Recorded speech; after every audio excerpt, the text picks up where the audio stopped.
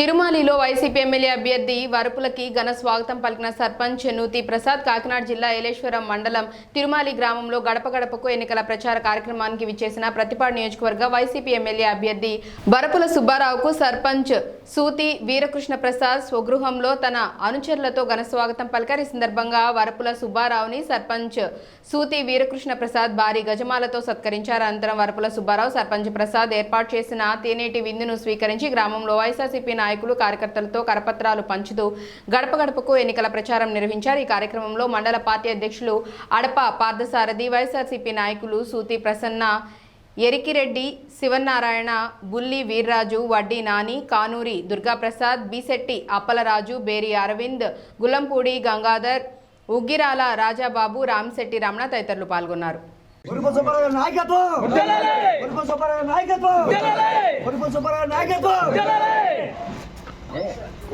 దండా